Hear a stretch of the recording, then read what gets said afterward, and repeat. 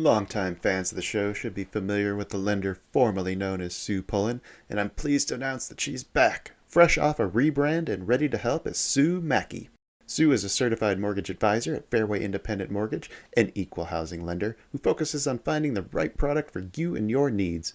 She has over 20 years of experience helping thousands of homeowners. Whether it's purchasing, refinancing, or even a reverse mortgage, Sue will help. Sue's licensed in 36 states now, so reach out and let Sue Mackey it happen for you.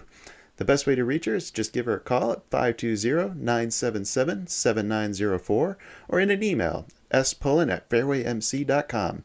Fairway Independent Mortgage has an MLS number of 2289. Sue Mackey has an MLS number of 206048. That email again, spullen@fairwaymc.com, and that phone number is 520-977-7904. Shoot Sue an email and let her know she needs to update that address. Disclaimer time. This is where I tell everyone to lighten up. It's just a podcast. Trading is like that roller coaster at the amusement park. Thrilling, unpredictable, and potentially stomach-churning. What works for one person might leave another clutching their hat in the wind. Our hosts and guests, they're awesome, knowledgeable, full of insights, but we're not financial advisors. So don't rush to make any investment decisions based solely on our banter. Always consult with a professional or do your own research. Plus, let's face it, we like to have fun, laugh, enjoy the trading ride together. It's all in the name of good podcasting fun. So remember, take it easy, don't bet the farm, and keep your seatbelts on at all times. Thank you for listening.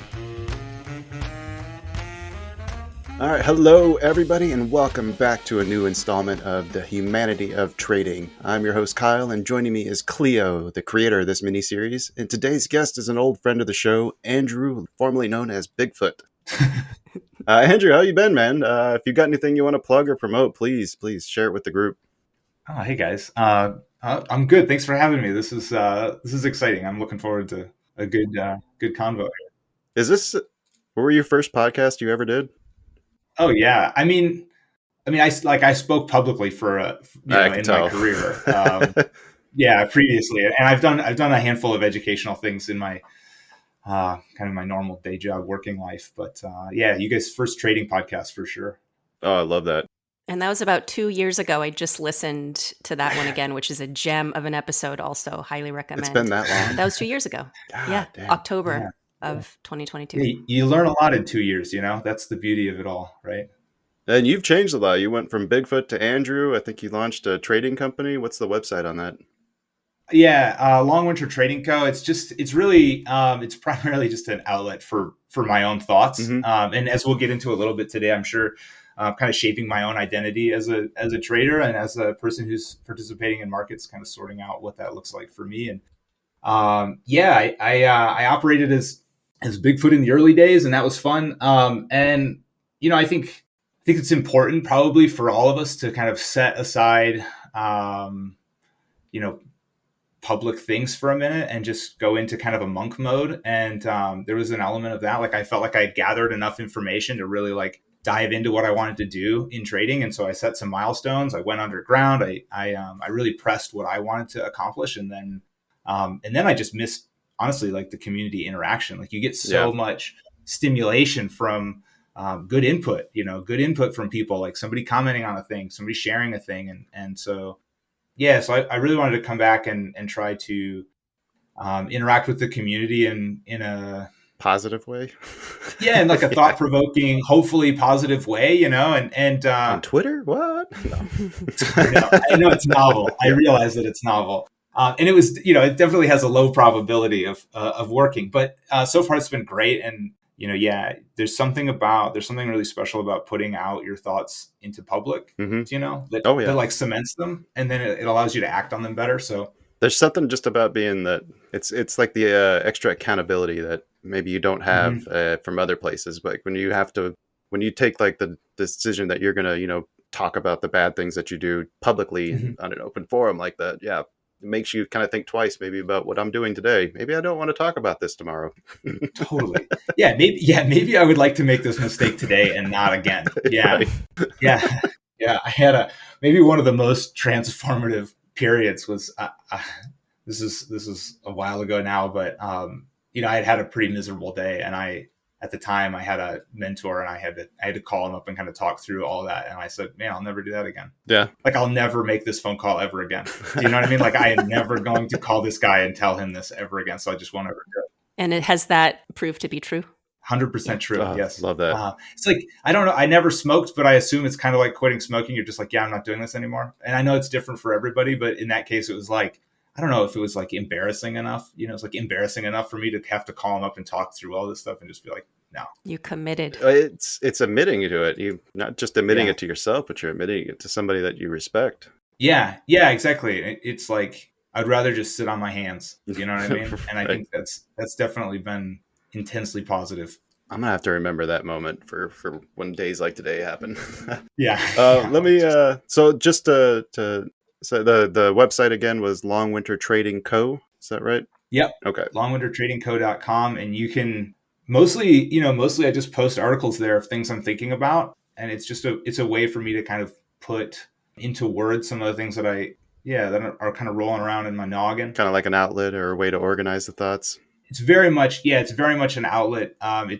So my past, my history career wise is creative. And so I think that comes through in what I'm talking about. I also have a handful of like resources on there, some things that have helped me out a lot. So I just want to chime in. Your website is incredible. Oh, thank you. It's like you're totally underselling it.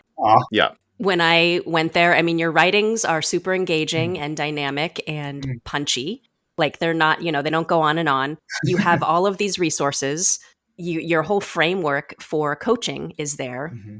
It's great. Oh, thank you. So I highly recommend checking out your website. And I have so many questions for you about your frameworks. And maybe I can just jump in and say why I'm excited to talk to you today. Yeah.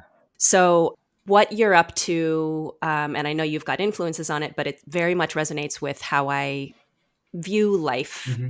And about 10 years ago, I became aware of parts work or internal family systems. Mm-hmm. And I haven't yet met anybody that brings in parts work to trading. Yeah. And I know that that's something that you're all about. And I'm just thrilled to get to see how you do it. And for our listeners to get a taste of that. Yeah, is parts work? Is that what we're filling out with the PDFs then? Yeah, that's such a big part of it. So I think of kind of our interactions with markets in two ways, right? So markets are one entity, and then like us as humans are another entity. Mm-hmm. There's like kind of two big data sets there, right? So if we're just thinking technically, that the market, it does all its things. It has behaviors, it has tendencies, right? It has statistics that run that. But then we as traders, we overlay our statistics on top of that, right? And then a positive relationship between those two things creates, a P&L curve that in the aggregate goes higher. And when we overlay kind of bad data on top of good data, it doesn't work. When we overlay, good personal data over bad market data, it doesn't work. And so we really need those two things to both, function together. And what I've really found is that as independent traders, we are our own risk managers, right? We're our own research team. We are responsible for all of that. And the more we can work to be in line with who we are and it be just like a natural experience. So trading being a natural expression of how we view life, how we do things. And then we can put ourselves over the statistics and make those two things work. Kind of the more longevity you have, right? The easier it is. So the less stress you experience each day, and the less stress you experience just executing your system, right? The more size you can trade it with, because you can take on more stress in that form. What I see a lot of times is I see people develop systems that they feel like are good systems, but they're just totally bonkers for who they are as people, right? So can you give an example? Yeah. Okay. So I'll tell you for myself, one of the big examples was, early on in kind of my first phase of trading, I was pretty successful, like scalping NQ. I still trade NQ primarily, but I was scalping it on a very small chart. And that was working because I was able to use kind of my ability to read crowds and read the DOM and read all that stuff like pretty well. Like that was like I had a strategy, I had a method, I had dialed it all in. But what I found in my own self is that it's too tedious. It was just too tedious of work. Okay, so coming in, and this isn't like a dig at all, but coming in and trying to like catch 10, 15 point like rotations on NQ here and there, and then maybe drift on for a bigger trade was just too tedious for me. And I know that works for a lot of people, and I think it really aligns with their personality. But I had to just come to a realization that said, man, my personality would rather find a trade, put it on, leave a stop, take the stop, or hold the trade and just move on with my life. Do you know what I mean? And so there was I a know. tedious quality of like, so I would do really well. I do really well for like 3 or 4 weeks. And then the tedious quality of the work just would get to me. Just be like, who cares? Like, this sucks.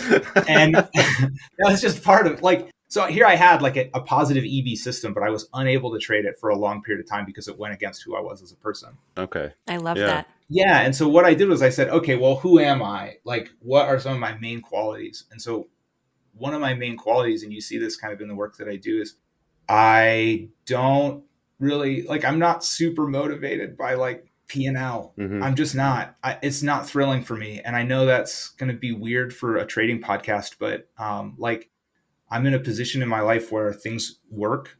I'm not dependent on the income of trading. And so for me to show up and run a process and run it well, and then take whatever it gives me, whether that be, you know, red or green, is so satisfying for me. Like, that is fantastic. And I like, so it's actually, this is going to sound funny, but for me, like taking a red day is like sticking it to the man. Oh, really? It's like, I know it sounds crazy. It's like taking a reasonable red day is like, oh yeah, I don't money. That's the worst you can do, kind of feeling. Money's almost? stupid anyway. Yeah, like and I think that's a really bizarre way to think about it, but that's how I think about it. And then, you know, what I do is I have a green day and I go, yeah, still money's still stupid. Do you know, like, yeah. Okay, and guess what? My wife's going to spend it. You know, so it doesn't matter to me, and so like that's why I do this. So what is why you do it? What is the exciting part? Okay, so yeah. What I love about markets and what I love about trading is I love 2 things. I love the complexity and trying to organize the data. Mm-hmm. So I do like the sort of puzzle quality of it all, right? Is like, and the process of it. So let me see if there's a statistical edge here. Let me see how can I align my process with executing in that way. And then I love being the kind of person who can do that without caring about the results. So I really love being a person who is consistent and is consistently acting on the market despite what it throws at me. Okay, have you always been like this, or is this something you've developed into? I think I've probably always been a little bit this way. So It's amazing. Yeah, I mean, it's weird. Well, it sounds like what Rich Friesen like preaches in the many conversations we've had with him, where you need to be celebrating the process, not the results. And it sounds like you figured out a way to divest yourself from the P&L aspect of it and just celebrate the execution. And I'm doing this consistently, and that's what I care about.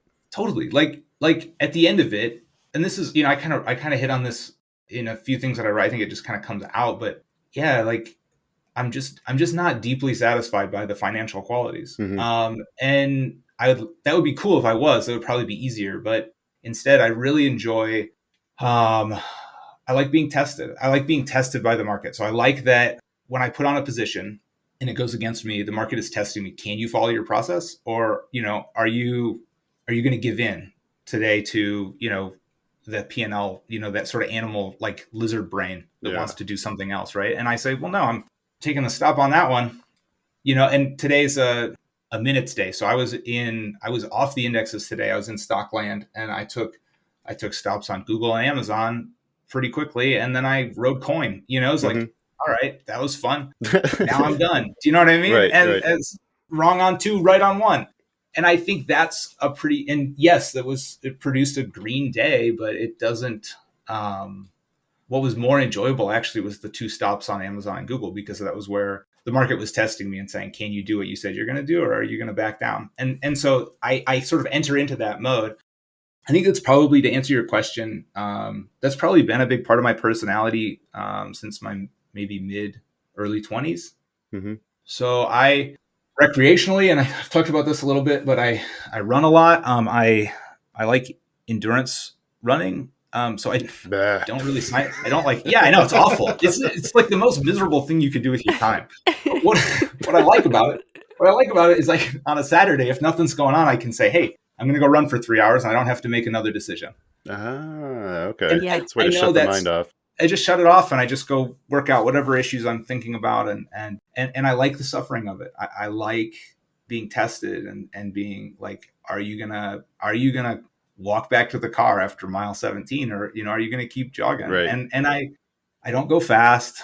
Like, I'm not a fast guy. I'm not any of that. With all those things. So it's not so much that I want to win medals. I just want to see if I can do it or not. And I think that's what I enjoy about trading is, can I do it? Can I show up today and do it? Can I be not bothered by losing? Can I be bold to like buy higher on a stock or on an index that's moving my direction? Do I have that, or do I not have that? And I think ultimately what that produces is, like a person in real time with the people around me who can take on life the way that it should be, taken on. It's like we'll always find more money. Mm-hmm. Do you know what I mean? Like there's yeah. always a way to find more, like, especially if you're testing yourself. Well, yeah, you're like, expanding your capacities. You can always go back to work. My grandfather always said, like, you can always, sweep the street. And I think there's a quality of that. Like when I started independently doing creative work, like I just kept a USPS like job application on my desk. Right. Like, well, I can always go deliver the mail. Right. Yeah. And fall back. And that sounds great, actually. Like delivering the mail sounds cool. Like, yeah. Sunshine most days, winter the other. Like, it's cool. That'll get your 3-hour run in, deliver the mail. You get to run, time. yeah. And so you'd be surprised how often postal workers injure themselves, though. That's something I happen to know something about. Really? Yeah. Okay. Okay. Well, so maybe I don't want to. Yeah. Like I don't want to create like some sort of like false dream that is like such a like a fantasy of delivering the mail. I'm just saying.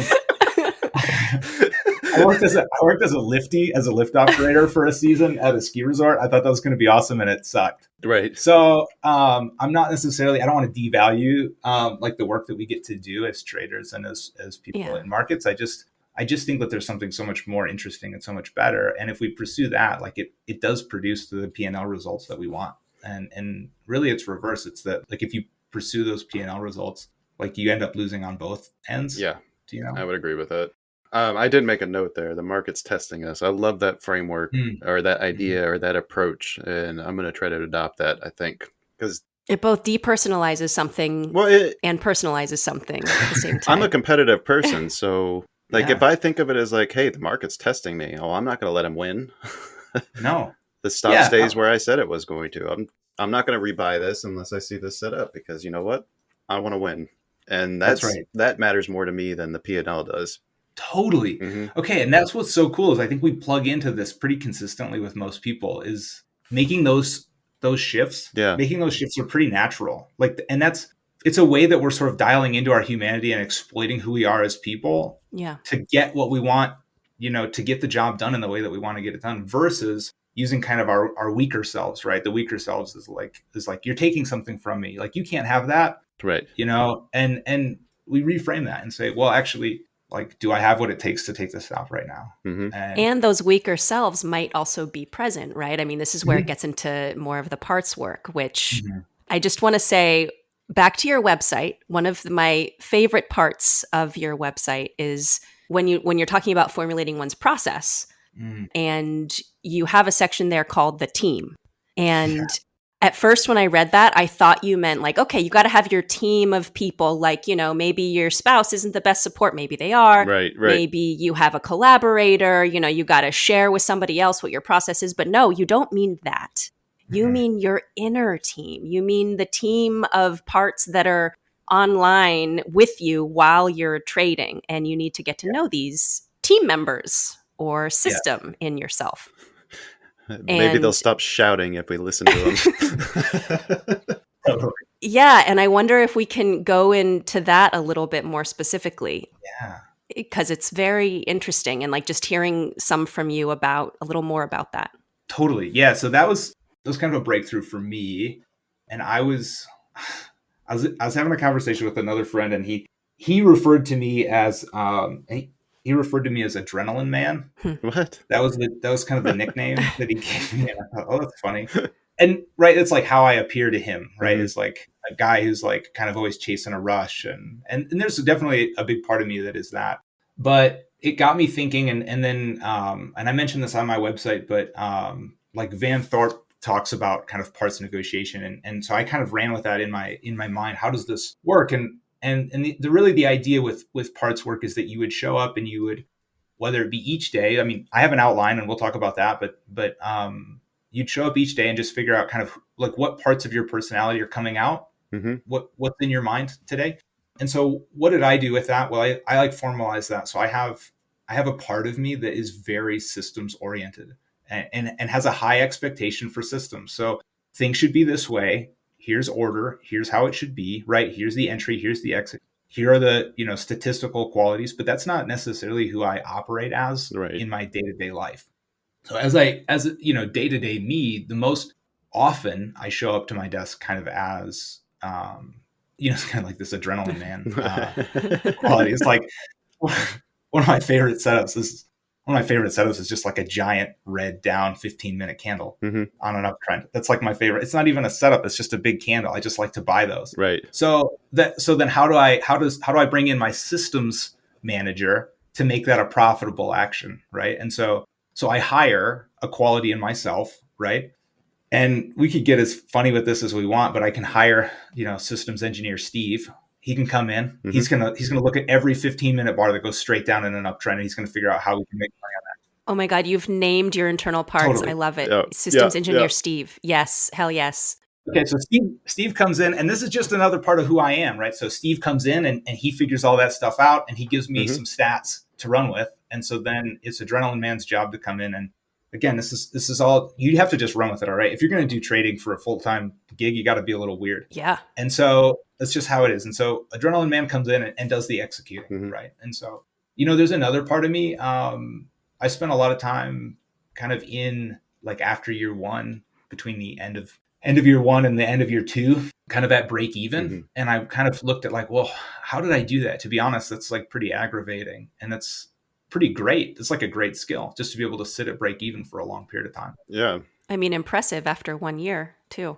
Well, yeah, I was like, okay, this is cool. And so what part of me was doing that? Well, I have a part of me that's a really intense risk manager that just says, I don't want to lose a single dollar.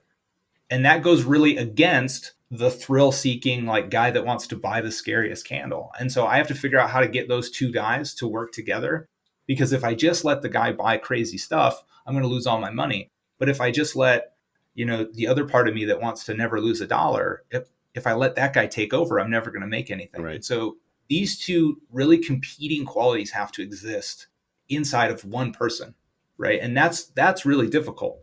And so if I can identify them, I can kind of give them names and give them a little bit of like a personality, right? Part of my team, I can kind of hire them, or I can kind of delegate out certain things to each one of them. So there are times when the market sucks for my strategy and I say, all right, like risk manager part is going to I'm flipping that on and like, we're over it. Like we're not doing any of this. Yeah. And ideally you have choice, right? Like one of the terms in internal family systems, IFS, which is a huge psychological modality these days, is that you get blended with parts, right? Parts like take over and you might not even realize it. So you're taking action from a part that you haven't explicitly invited in to be a part of this situation. So you're like taking action. You are this part, right? So what I'm hearing from you is you are explicitly inviting a certain part to drive.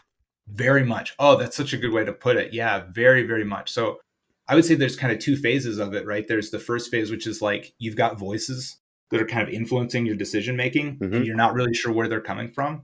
And so you're sort of behaving based on them, but you're not really sure why, and it's not really organized. We probably all have the wing it part, right? The I took a few stops, I had my risk was tight, and I was following my strategy, and then I just started to wing it, Yep. And that's when there's a part of you that kind of opens up to just going off script. And that's, if we're recognizing that we have a tendency for that, then we can kind of name that part and say, hang on, starting to feel that guy coming in. All right. I'm starting to feel, I'm starting to feel like wing it Wayne is kind of, you know what I mean? He's like pressuring me over here to just start taking trades. And that's when I know I need to employ my risk management part and just say, hey, today's not for me. Right. Or I override that somehow. Yeah. By inviting the different parts of your team to take over or take the reins, do you find that makes it easier to like either not hear them when they're speaking out of turn, or does that quiet them down because they know they're going to get their turn? Because sounds like you have a place for every team member. Like they know they're going to get a chance to play at some point. Maybe they'll wait their turn. Yeah. So that's where that was the surprise for me. So when I first started doing this, I just wanted to understand what elements were at play. Mm-hmm. Okay. And it was really a safety precaution. It was like, okay, how do I not open myself up to randomness? Yeah. Randomness from basically some sort of personality need, some thrill seeking, maybe. Like thrill seeking in the market is not super helpful. Mm-hmm. So how do I eliminate that, or randomness in my data? Like I've sat patiently all day for a setup and I took one, but the next one's not coming. Maybe how do I deal with the part of me that wants to fudge it, Yeah. and just like take something. But what happened was I started to do that more and more. I started to listen to those parts, and now I've actually been able to kind of integrate each one of them into my process, and I give them the microphone. So my systems part is basically in charge of, and I employ this quality in myself. So think of it that way. I'm employing this quality in myself to look for new setups, find statistical advantage, and then review my process. And so at the end of each day, I kind of switch into systems guy. Okay. Mm-hmm. So systems guy is looking through what we did, is evaluating, was it good? Was it bad? Is kind of critical and is kind of like looking for perfection. Mm-hmm. Right. But when I come into the market, basically moving towards the open, I want to sort of be in that mental space. I'm visualizing my setups. I'm visualizing my perfect execution. Like, what is this going to look like? Mm-hmm. And then I want to switch into kind of my natural state. And once the market is open and I'm kind of ready to go, I want to switch into my natural state. And that natural state is like aggressive. It's assertive. I don't mind taking a loss. I'm not particularly like a perfectionist person, but I have a quality of that I employ when I'm trying to imagine what setups and what my process looks like. But then once the market happens, I need to be a little bit more like present and a little bit more in the moment, and willing to adapt to the situation. But I don't want to let that become thrill seeking. Mm-hmm. I don't want to let that become just making it up. I be still kept in want to check. hold. Yeah. And so I really employ, so it's almost like there's two people who are working together at the desk. Yep. Right. If you think of it like a film, you've got the director and you've got a producer, right? You've got the guy who keeps the budget going, and then you've got the guy who's like a creative, like maniac. You know what I mean? It's like, like coming up with random ideas and wants to add scenes to things that, he shouldn't. And the producer's constantly saying, yeah, but we only have X million dollars for this show. It's like, and you can choose one of those three. You can't do all of them. Yeah, totally. Like you need to have both of those, right? Because as traders, as people who are in markets, like we probably have a natural tendency to want to be involved, to want to get in, to want to do stuff. And so we need to constantly keep that sort of in check. But if the in check part is primary, well, then the likelihood that we're actually going to even take a trade is pretty low. I think I've been through that swing before. Yeah, I've been through both sides of that. Okay, yeah. And that's like, we need to sort of let that go and allow our more present, our more in the moment, our less perfectionist self come in and do the work. And then, so I have a big part of me that just doesn't care about any of this, like truly. And we've mentioned that a little bit, but like, I really have a part of me that is just totally would live out of his van, like, right. That would be great.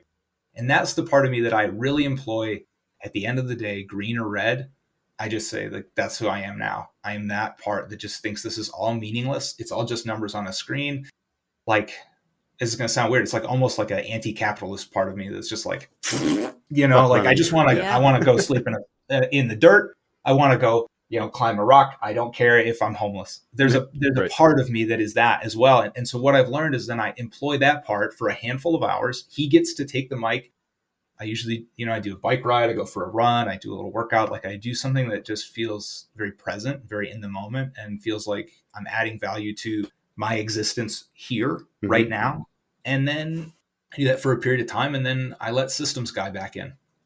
System guy comes back in. We review trades. We look for setups. You know what I mean? So there's kind of the cycle. So for me, I've learned to leverage those qualities because I can be systems guy, right? He's kind of my main operator outside of the market hours. And then I come in and I can, execute as sort of this sort of thrill seeking, performer, who's in that moment. And then once that's done, I want to shift to the next guy, which really thinks all this is dumb and just wants to go outside. Oh my God, man. I'm feeling this click into place. Okay. Yeah. So that's that's what's come out of it. And so my process really is formed around those 3 cycles. It's, I'm a human being, like I'm a dad, like I'm engaged with my kids. Do you know what I mean? Like I'm connected with them personally, like I'm giving them memories, right? And then we shut that off. We go into business mode. We run the stats, you know? Yeah. We do the accounting work, and then we switch into action mode. And that's how I kind of run my process. And that's when I think about like what the ideal trading mindset is for me, it's kind of all 3 of those at different times. Yeah. You know? Yeah. It's almost like it's like you're the manager, like the head guy who's trying to pick which team member is the best for the job that you have to do right now. Totally. And it's no different than what we do in markets where we organize the data, right? So my brain is just organizing the data of who I am, like what qualities in my personality need to just be satisfied in these, and how can I use those different parts of me to get what I need, out of my work. This is wonderful. It's exactly the conversation I've wanted to be in.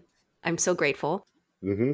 Is this conscious on your part when you make these shifts? Like, do you have a kind of unconscious competence right now where you just get into that state, or are you consciously handing the reins over to the different parts still?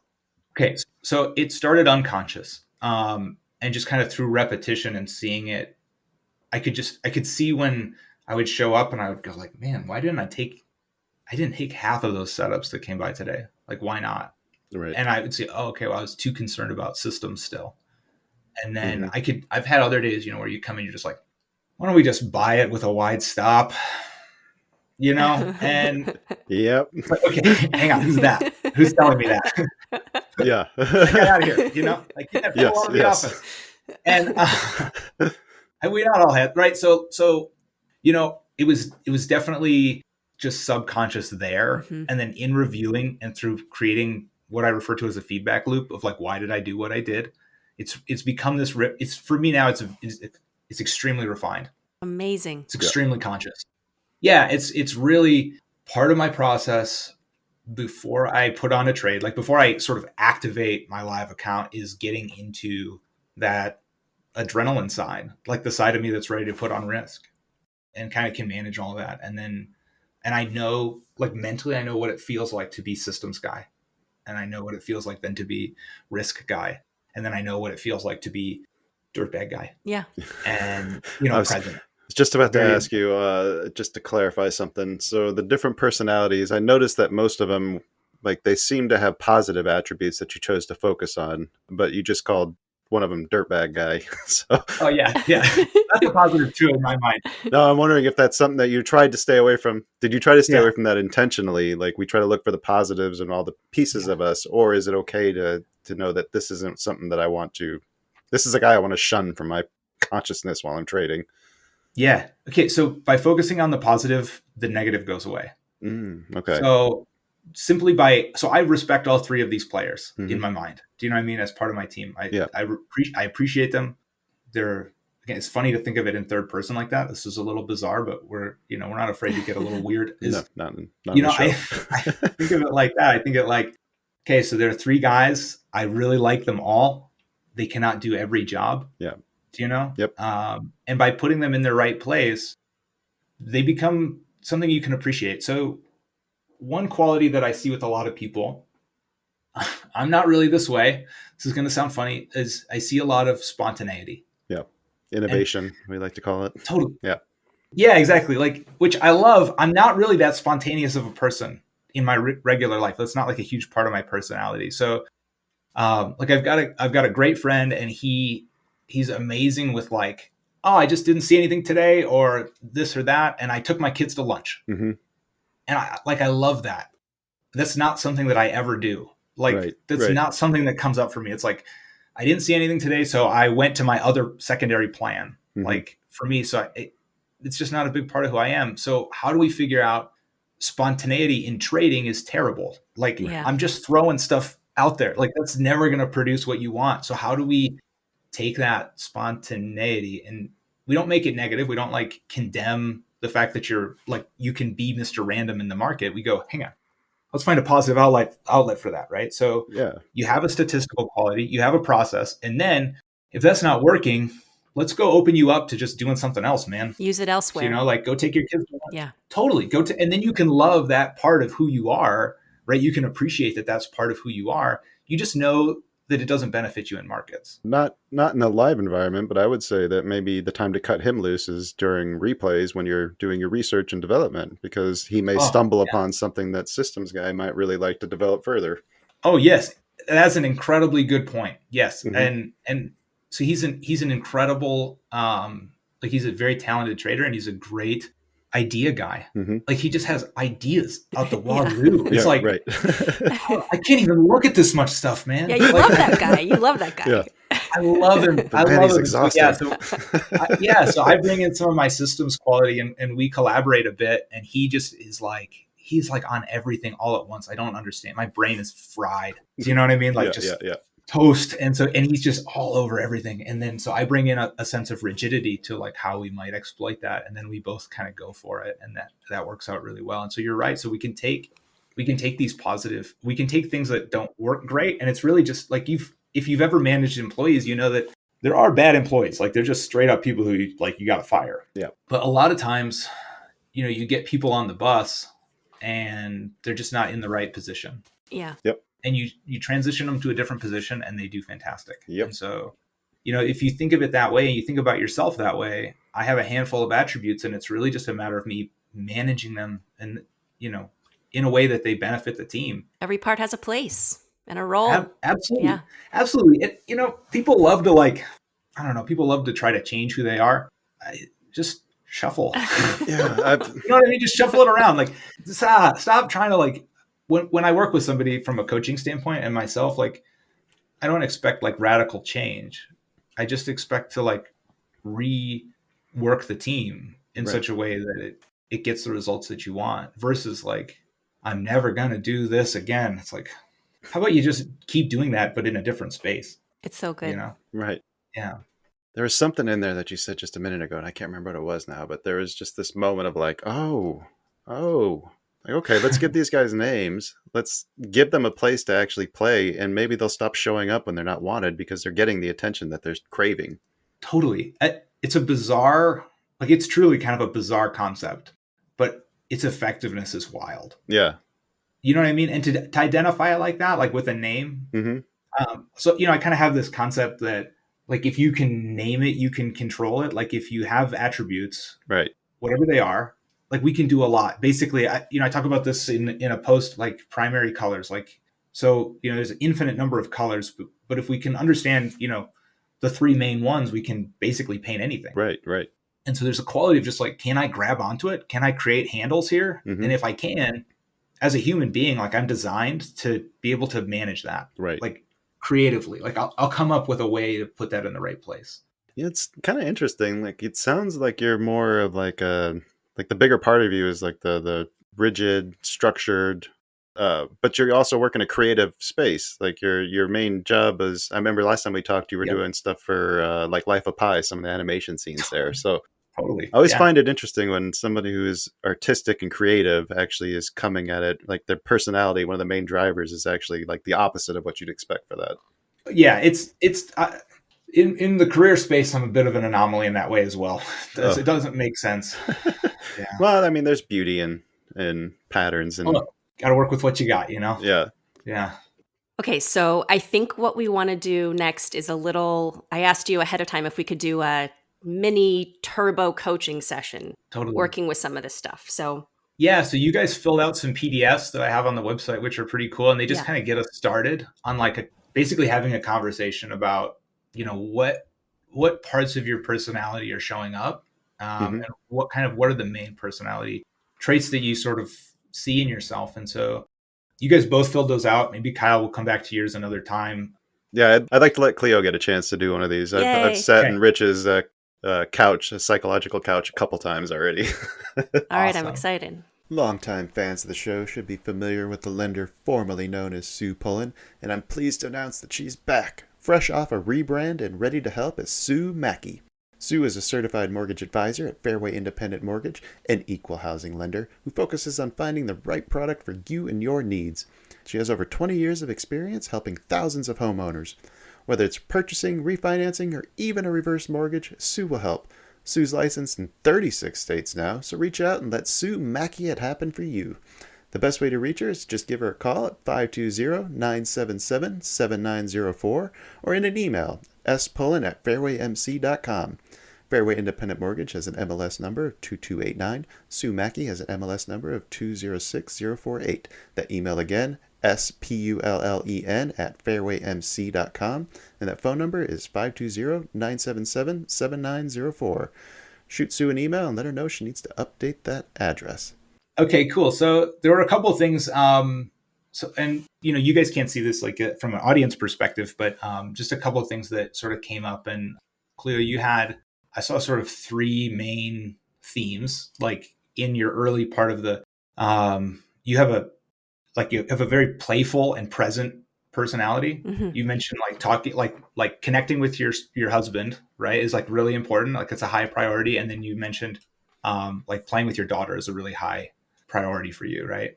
I mean, yeah, there's some details there. We're not married, not mine by birth, but yes, sure. General familial stuff. Yes. Human beings are meaningful to you. And I think that's okay. So, and then you have another part where you said, I asked a question about traveling and kind of getting ready for a trip. Like, what's the last thing? Like, what's the most, like, when do you feel ready to go? Something I look forward to. Yeah. And you said just like being organized. Like being complete. Like packed. Like once I'm packed, the trip can begin. Okay. That's super cool. And so those are interesting things. So just to give some context, my answer for that is my answer for the trip one. That particular trip question is like kind of getting in the last run before the trip starts. So I know I'm going to sit on a plane or whatever for a couple of days. Like I feel great. I don't really even care if everything's packed. I just feel best if like I've run some energy out of the tank. So just to give some context, like people give really different answers in those. Yeah. And yours is really cool. So what that tells me, and you can kind of lean into this, but it sounds like you have like a pretty high type A quality, like that likes things organized, that likes it all put together. Does that sort of resonate? Like, I don't know what your career is and what you kind of do outside of this, but I'm imagining like you have kind of a type A quality. Is that true? Yeah. I hold a lot of complexity in general and am really organized with like the sequencing of things. And I've done a lot of group facilitation and mediation and track like, okay, different sequences of conversation. And like, I hold a lot of complexity in my mind. Okay. So that's really good. That's really good to know. And so, and then you have the other part of you that's like very human, like very much a person that likes to relate to people. And that even in your answer there, you just expressed that like your organization has been directed towards facilitating conversations with other people. Yeah.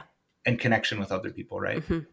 Okay. So then if we take that let's take it into like systems development or like how you're looking at markets. So, you have the ability probably to sort of manage large amounts of data and find application, right? So in markets, so you're looking around. So do you spend a lot of time like building strategies, and what does that kind of look like? What does your sort of strategy development look like? Is that a big part of your time, or is it? Yeah. One of the things that like integrates here with this first part that you mentioned of my joy, like I feel like joy and fun is such an important part for me. Like it's one of the things I said at the very beginning of my trading. Like if it's not fun, I'm not doing it. Totally. And once I stop having fun, I stop. It's like not good for me to not be having fun. And fun can be a loss too. Like you said earlier, like, oh, it's whatever. I'm testing this thing and whatever.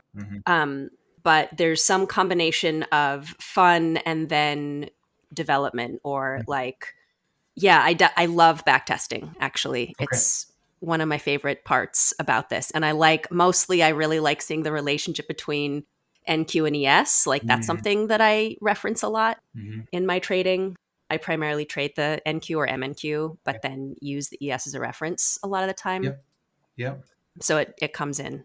Yeah. Okay. So that makes sense. And do you find that there are times where you get you get sort of trapped in the backtest loop, like where you feel like it's, you know what I mean? Like where Well, TradingView doesn't have enough data for me to really get too TradingView, caught up. yeah, that's a great point. TradingView with backtesting is a little, questionable. But I mean, again, once it stops being fun, I stop. So it's like, if I can get up to 100 data points, I'm like, that's good enough for me. Yeah. To try something, at least in a sim context. Okay. So those were the two big pieces that I saw, was the kind of playful presence that you have, right? Which is like, I do want it to be fun. Like that came through in your questions, which is pretty cool. Yeah. And then you have an ability to, so, managing big data, but then when that stuff starts to break down for you, it seems like when you have an expectation of that big data playing out, but that isn't necessarily happening in the market at the time. That's like a high frustration, right? Or like being stopped out on a good trade, just like from, I mean, these are things that frustrate everybody. Like being stopped out by a few ticks and then having a trade work. That's like classic annoyance. I hate that. Oh, worst. The worst. And Q special. Yep. Special. Had that today, in fact. Okay. Yeah. NQ's favorite thing to do. Stop you out and then do what it was supposed to do. So do you feel like in there the backtesting can develop expectations for what kind of the market's behavior should be in a certain situation? What does that sort of look like? Yeah. One thing, though, that's coming as we're talking about this is another thing that I want to include is depending on what's happening in my life, in my work, and in my relational life, that influences my whole outlook in trading and whether I'm enjoying it. And I wish that I actually would use this a little bit more. Like if I'm navigating a complexity, which I do a lot of in my work, it's really quite something with all the people and dynamics. And if I'm overwhelmed, some morning, trading feels burdensome to me and less fun. And sometimes I don't stop because I'm also still excited about it. So there's this, like, that's where I'm in conflict with myself. Okay. That makes perfect sense. And what I'm kind of seeing, and I see like I relate to this very much, is that if like all the things are right, everything's there, the data's there, the information is there, I'm ready to go. Like you're a professional, like you operate as a professional in your working life, and then you bring that into the markets. And then when you're there and you are trading, like some people don't have playfulness and fun as part of their trading plan. And so what we want to do is we want to just recognize, hey, weird as it might be, this is part of my advantage. This is part of who I am as a trader. And a big part of this is accepting it sort of without criticism. And so you mentioned that each one of my characters sort of has a positive quality. And so what we really want to do is you want to look and say, okay, so I do have a part of me that just wants this to be enjoyable. Trading isn't always enjoyable. That's just kind of part of the deal. Yeah. Flag that and say, I'm not doing this anymore. And so make that a real part of your plan that says, when the fun part of me starts to raise their hand and say, I don't like it, you go, okay, cool. All right, we're going to just put this on hold for a minute. Do you know what I mean? And we're going to come back. Yeah. We're going to come back another day when the fun part wins. I've given it that power and I want it to have that power. Yes. And a lot of times what we'll do is we'll fight against the grain. And so we'll say, no, trading is work. I'm here to do a job. I'm going to do what I'm supposed to do. And the fun part is over there just screaming. Do you know what I mean? It's just screaming. And it's saying, like, I hate everything about this. This is a waste of my time, And then if you already have like a lot of, most of us independents have like a job, like we have, we're not typically relying on trading as our sole income. And so that fun part will start to use that against you. It'll say, look, we already have a job. Who cares? And whatever that looks like. And definitely, I get that message a lot. Okay. You need to listen to that. That's all it is. You say, okay, hang on. Instead of fighting this fun part of me, this present part of me that likes to connect with other human beings, let me go. And actually, let me just set trading aside for a second. I'm not in the right zone, right, to do this. Let me just go and listen to that part. And so what you might do is you might say, hey, what are some of the identifiers that let me know if I am overwhelmed, right? Like I'm overwhelmed with the other tasks that I have to do. And trading just needs to be set aside for a second. And then what parts of me, like what thoughts can I identify as being kind of ready for the trading day. So, I similarly, I have a lot of other things kind of going on. And if I try to take the complexity of my normal life and the complexity of markets and I smash them together, the fun part of me gets upset. Yeah. And so what we want to do is we just want to identify that. And so you might look at that and say, let's explore the triggers for that part of me. What part of me isn't having fun? And let's say even that you say, okay, having a plan, getting ready, and getting stopped out by a few ticks, and then watching the market go is a trigger for me. And that is an unpleasant experience. It's an unpleasant experience for many of us. Over time, you might develop the ability to re-engage. Okay. You might develop the ability to re-engage in time and to do that based on your system. But right now, the fun part of you is taking over and is saying, well, that sucked. Or let's say that's the technical part of you is saying, this is unfair. This is an unfair. I got to get back in. Yeah. How much I feel like my biggest drawdowns are always from those sequential entries. It's like, Yep. so like it works one time. You're like, I'm tenacious. I'm really getting Yeah. there. Yeah. It works. And then you're like, nope. Yep. You just have to accept it. You say, okay, so then let's even look at that and say, how do we cultivate that part of you? So one of the things that I saw, you have an adaptability in kind of in the answers. Like you have an adaptability, you have an ability to kind of think on the fly, right? Like, and like kind of even that in this conversation, and in a conversation with people, and I'm sure with your normal work, there's an ability to improv. Yeah. Okay. And that is something. So let's just try to employ that into the right space. So when it comes to entries, improv can be okay, can be kind of bad, can be unhelpful, right? We want to plan, but where improv is really powerful is in the moment you took that 2-tick stop out and price went on and you say, hey, we're just going to move. Like that was unexpected. You've probably been in a group call or a group lecture where someone says something weird, depending on how personal the subject matters are. I don't know what that looks like, but you might have someone who just like throws out a curveball, and you're like, for sure. Okay, how do I not derail this whole situation? So what are those tools? So basketball's stupid. Sorry. No. Like that? It is stupid, isn't it, Kyle? Yeah. Now. Sorry. Okay, so like what part of you and what does that look like in your normal life where, and I know this is kind of all on the fly, but in your normal life, where do you deal with interruptions and sort of something going off the rails? And what does that look like? I mean, actually kind of in a way what I just did with Kyle. Like I will typically validate the thing. He says this weird thing, basketball sucks. I'm like, yeah, it does. And then I'll bring it back in some way. Cool. Like generally I value, I mean, I didn't bring it back. Could have been a little more artful, but like I value yes-anding reality. Like there's enough that comes from so many directions that let's just yes and everything and have focus. So I have been trained in that in facilitation, and it's generally a way that I find myself living. I'd say just taking part in these conversations, like being open to even like participating in like interviewing people that you've never met and being able to hold a conversation and adapt and move and ask the follow-up questions. I think that's a great example. Thank you.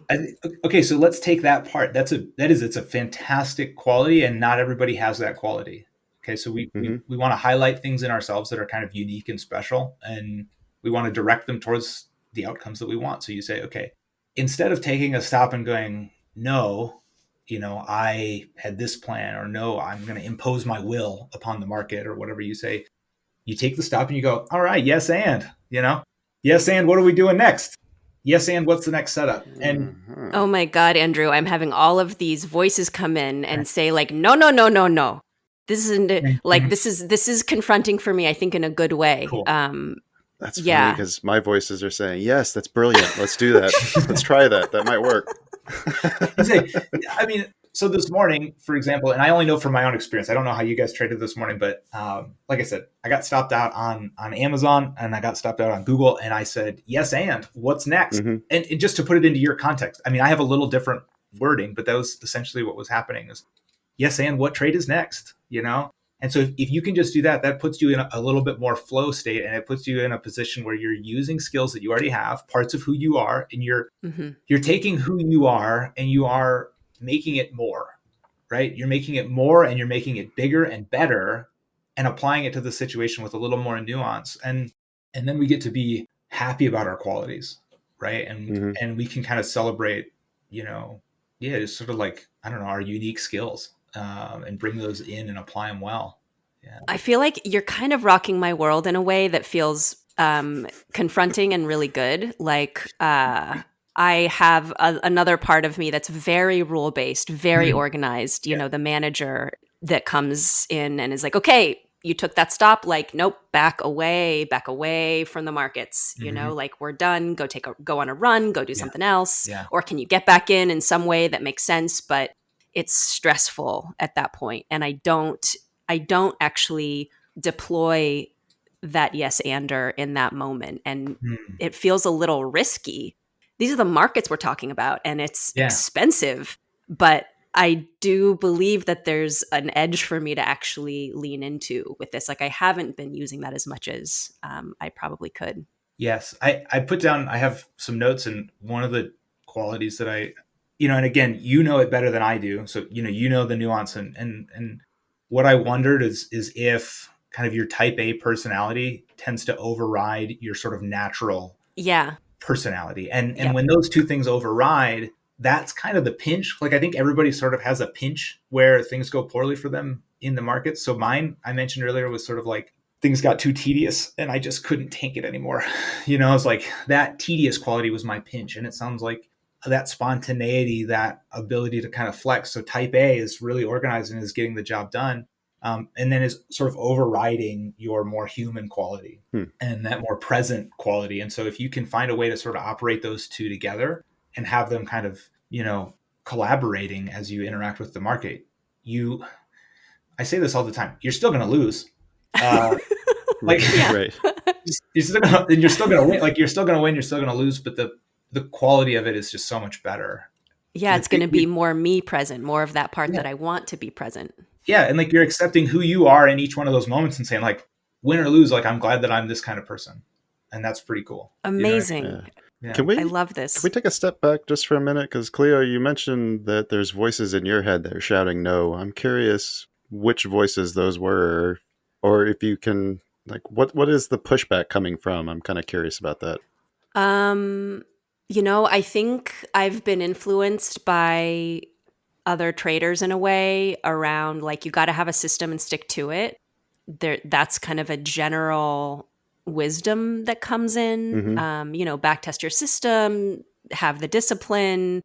At least that's been a message. Like I also have a very disciplined part of me. I'm a type 1 on the Enneagram, if that means anything to you or not, but I really have a lot of discipline when I want to, and I can. That part comes in. It's just like, wait a minute, what are we doing? Is there a part of you that gets upset when the freewheeling side or the improv side works? Like, does your system and rule-based I'm dumbfounded by it. It's like, oh shit, this calls everything into question. Like, that's gonna do it, and like all this hard work is like it's almost disrespectful. Yeah, wait, discipline is easier. Discipline is just easier. I can do that. It's a little gritty and a little harsh, but I can do it. Interesting. But it's not enjoyable. Yeah. Really, until I'm winning a lot. Like the disciplined one just wants the P&L. Yeah. Well, this is kind of what I find is we all end up in the same spot.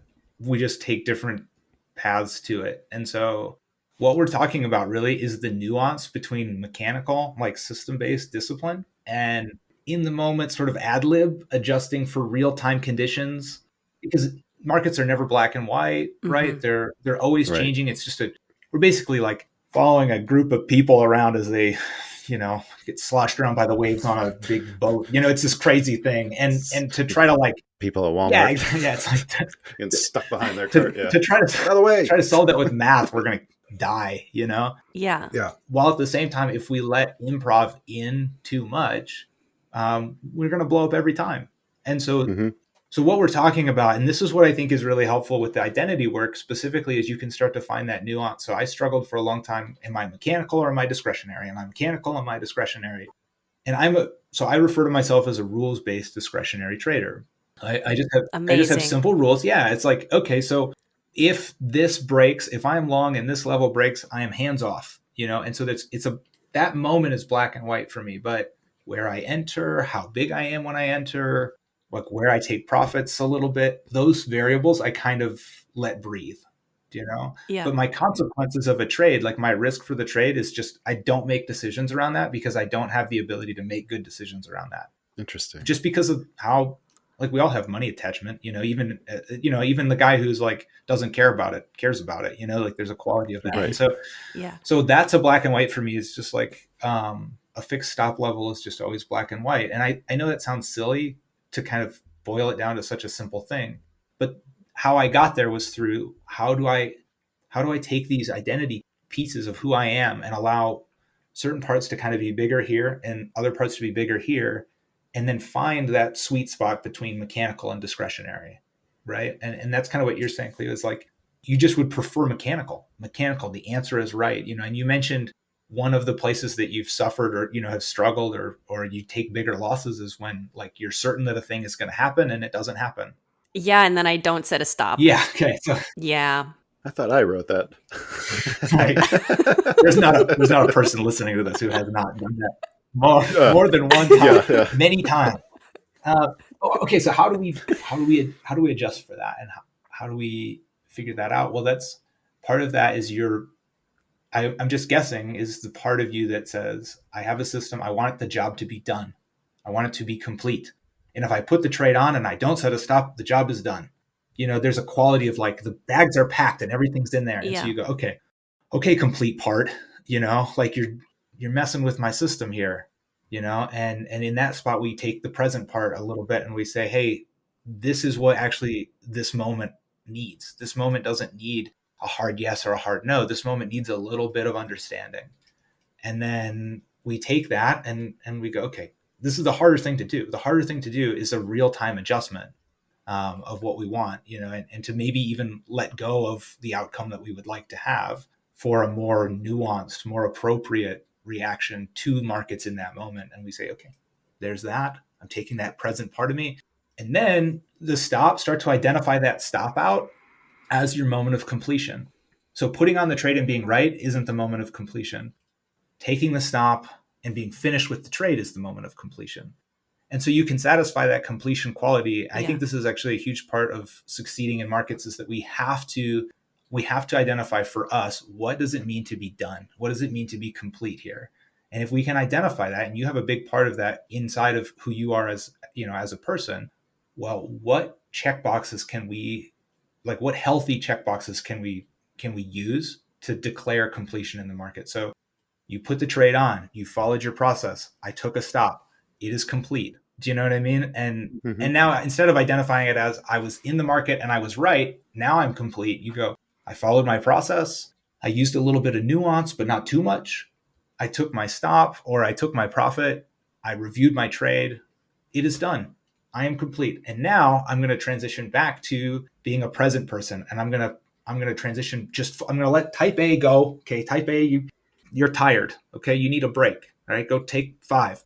I'm going to now just be a person. I'm going to relate to a few people. I'm going to call somebody, or I'm going to, send a message to somebody, or I'm going to, reach out to someone close to me and feel that connection, right, as a person. And then you go, okay, markets are closed, back to type A for a minute, and what does this look like for me for tomorrow? And so sort of using some of the transitioning qualities that I mentioned, even for my own process, like can be really beneficial there, but it's just identify it. Yeah, that's so big, right? Just identifying.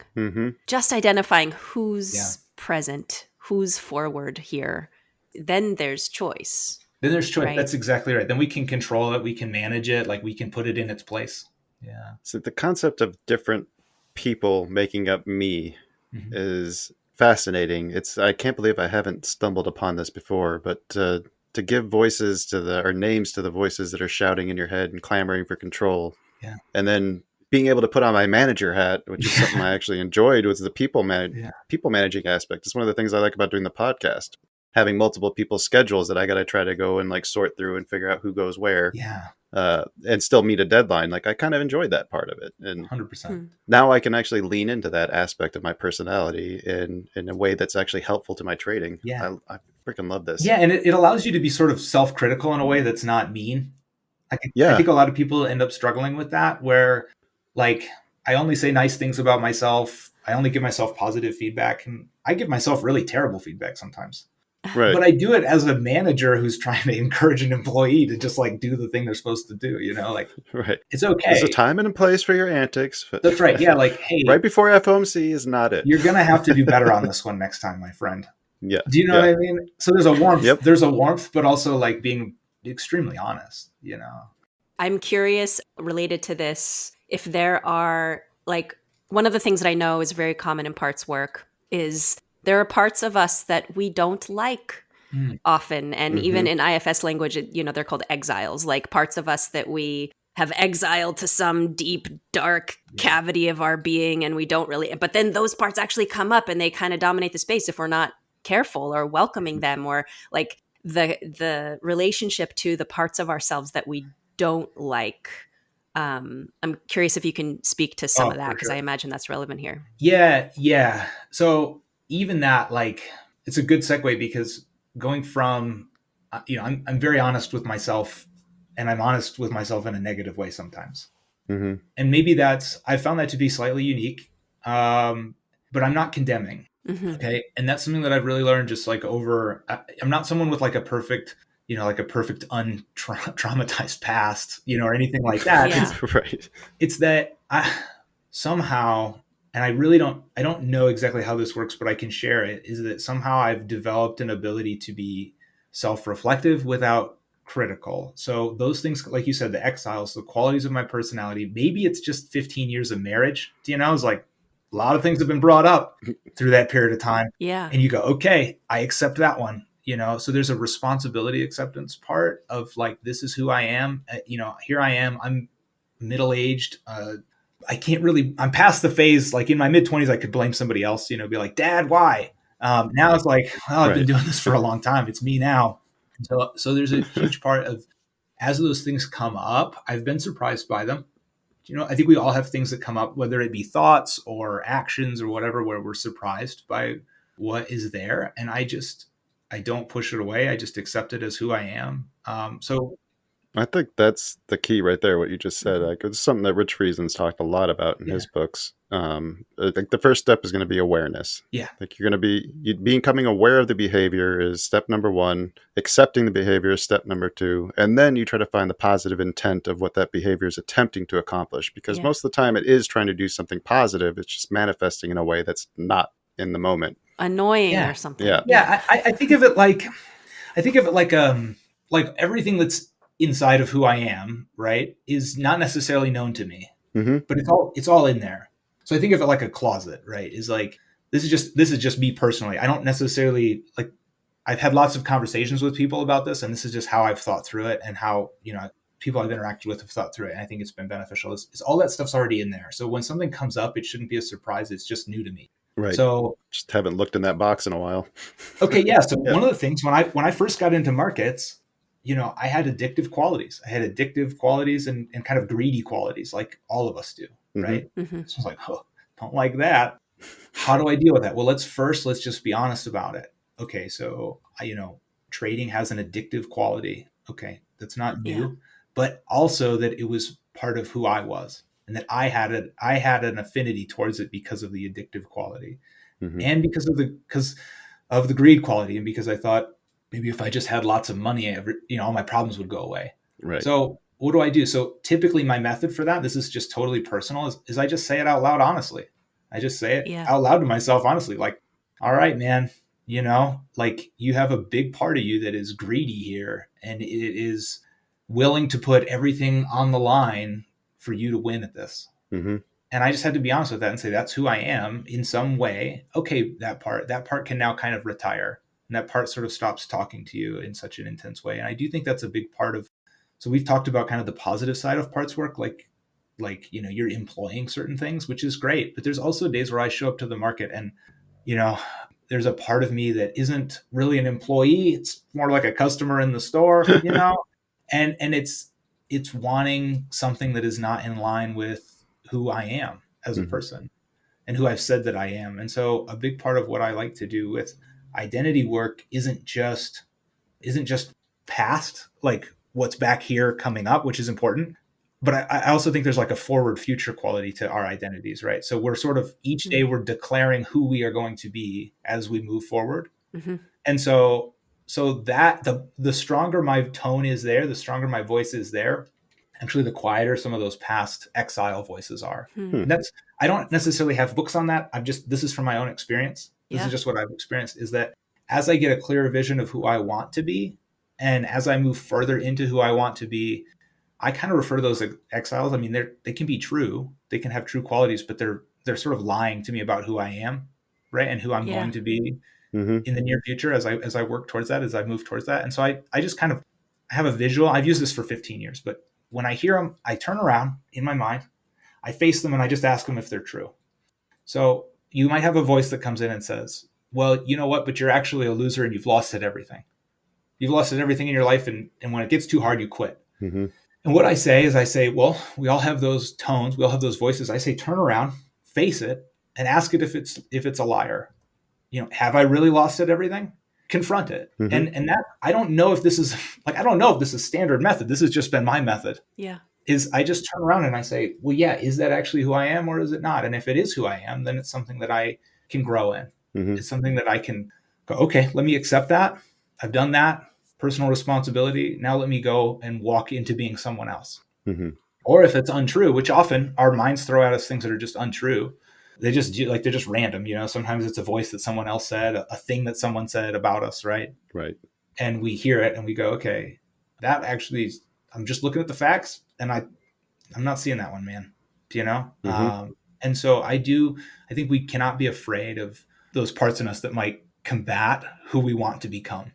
Okay, they're fighting against who we want to become, and we can just turn around and we can confront them and we can move through them. And what I find is, okay, so a great example. Let's say you've had 3 weeks of a trading, mess, and there's a part of you that is saying you never had this anyway. You got lucky for a little while, but you're actually like a shit trader and you should quit, right? And so there's a part of you that's really doubtful about who you are, and you can turn around and say, well, is that true? Okay, let's say, am I a losing trader or am I an unprofitable trader? And then we start to define those things. We say, well, what is a profitable trader? Well, a profitable trader can go through losing streaks, right? Like a profitable trader can lose money, and they can lose money consistently for a period of time. But a profitable trader has a system, has a process, puts that above P&L, executes to the best of their ability, right? Doesn't have to be perfect. Shows up, does the work every day. Okay, I am losing, but I'm not a losing trader. Do you know what I mean? So now I'm confronting that part, and I'm speaking into it, and I'm saying, actually, let's just re-identify who you are. Okay, so I'm in a tough time, but I'm not a losing trader because I have evidence for that, right? And you can build that out. Sounds like the key is just listening to those voices when they pop up and like giving them the actual time and then thinking critically about it and not just accepting what they say at face value. Or taking action from them. Yeah. Totally. Yeah. Don't take that's right. Give it a moment and think about it. No reason to be scared of those voices. Yeah. There's no reason to like be intimidated by some doubt that you have. Yeah. There's no reason to be intimidated by that. Yeah. It's funny, but like we're afraid to acknowledge a lot of like our own faults, it seems like, but really, like, even if you acknowledge it, who's going to know? You don't have to tell anybody that you did. Yeah. Like, if you're really that embarrassed about it. It's just you and your thought, like, get over it, right? Like, I think that's actually why people who hit rock bottom do better. Like, they statistically have a better opportunity at trading is if you, like, hit a real rock bottom. Yeah. Because it's the first time in your life that you can stop and go, okay, let's be honest. Yeah. Like, I'm accepting all of it. I'm accepting all of this responsibility for who I am, for what I've done, for the stupid things. And I'm no longer scared. Like that's, David Goggins' book, Can't Hurt Me. That's really the theme there. Like there's a lot there. Everybody loves the fitness part, which is great. But the real theme in David Goggins' book is I'm not afraid of the negativity that you say and that I say to myself, and I'm willing to accept all of it and continue going forward, Yeah. This is great. And actually, it's another question I want to ask you is books. So Oh, yeah. do you have recommendations of books that are not necessarily trading related, but relevant to trading? Yeah. I mean, I do think Can't Hurt Me is great, David. That wasn't actually on my list, but that is a good one. One of my favorites, and I think I'll highlight it because I think my website is mostly an expression of this, is a book, The War of Art. Um, if you probably haven't read it. No. Okay, so it's not trading related at all. Great. It's very good. Stephen Pressfield, and it's kind of talking about how to tap into your own creativity. So how to kind of quiet the noise around you. And he refers to this kind of concept as the muse, like basically this idea that the muse was sort of whispering, Beethoven's music into many people's ears, but none of them were listening but Beethoven. So then he heard this idea and he expressed it. Mm-hmm. And that's a big place. So creatively, where I look for systems, where I look for how can I help people, is through a lot of methods that he talks about, which is just like sort of quieting your mind and letting your mind tell you the answer to the problem. Like it's all out there. Do you know what I mean? And he opened up some qualities for me that I just had no idea. Really, really neat stuff. Another one. So my favorite kind of market book probably is. I've read a lot of like technical market things, and they're all super boring. Right. But the one that I really like is Fooled by Randomness. Have you guys read that? No. Okay, Fooled by Randomness is fantastic. Highly recommend. That changed the way that I interact with markets completely. Great. It changed everything about how I execute as well, which is weird. I mean, my entries and exits look similar, but the way I think about them is just totally different. So awesome. That one's really good. And then another random one that I really enjoy, I actually have on my desk, is a book called Risk. I found this at the library, and I had to get it middle of the winter. Me and the kids are all bored. We go to the library and pick up random books. I picked up this one, Risk, General Stanley McChrystal. I mean, I have no idea who he is before this book. I've never read anything else by him, but his framework for sort of thinking through risk and how you mitigate it and how you sort of strategically align yourself to being able to take advantage of risky situations. There's a lot of applications to trading, and there's a lot of applications to how we might run a trading business. It's that I think expanded my mind outside of just like stop, target, risk. Great. There's a lot more. Yeah, there's a lot more complexity to sort of like what are we risking by our behavior than just like a stop or an entry, and a target. So I love that. Thank you for that list. That's awesome. Yeah. And I know that we probably need to wrap this up, but I want to say that I'm really grateful for our Turbo coaching session. And I think, like, as I said, I'm taking something from it, and it might just change my whole world in trading and enough to be noticeable. And I might also get a follow-up coaching session with you. Like, that's available, right? People can have coaching sessions with you. Totally. Yeah. So I've been asked a lot. And so I just made that available. I do it on a pretty limited basis, kind of just people who reach out, and if it sort of fits into my schedule and their schedule. And it's really been a positive thing. Like, that's really what's enjoyable, is that we kind of create a collaborative, environment where we can both sort of learn from each other. But I enjoy it. You can check that stuff out on my website, longwintertradingco.com, read the articles. They're kind of a wander in the woods, a lot of them.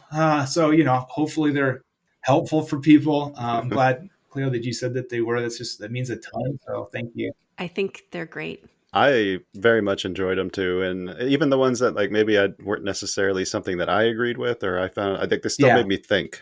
And I really appreciate that. Like, okay, yeah, I can see why this makes sense, but maybe this one isn't for me. Totally. You know what? Every time I sit down to write, I say, I don't know if anybody is going to even read this, but it'll be original and it'll be thought-provoking, at least for me. Do you know what I mean? It's definitely thought-provoking. I give you that. Yeah, thanks.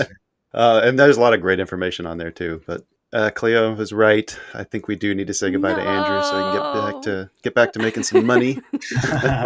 It's okay. It doesn't have to be the end. If you enjoyed today's conversation, you still want more, you're welcome to re-listen to the last episode we did with Andrew, or you can visit his website, longwintertradingco.com, and browse through all the great content he's been putting together. We'll make sure to have all those links in the episode description. Cleo and I will be back soon with another exciting episode, but until then, share this episode with your friends like a blurry photo of Bigfoot, and have a great day. Thank you guys for having me. This was fantastic.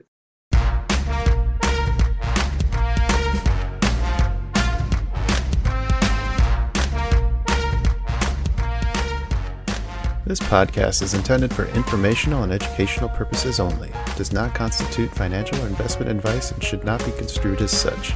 The hosts, guests, and contributors of this podcast are not licensed financial advisors, brokers, or professionals. Any trading or investment decisions made based on the content of this podcast are solely at the listener's discretion and risk. Trading and investing in financial markets carry inherent risks, and past performance is not indicative of future results. Listeners should conduct their own research and seek advice from qualified financial professionals before making any financial decisions. The views, opinions, and information shared in this podcast are those of the individual contributors and do not necessarily reflect the views or policies of the podcast creators or associated organizations. Produced by China Shop Productions.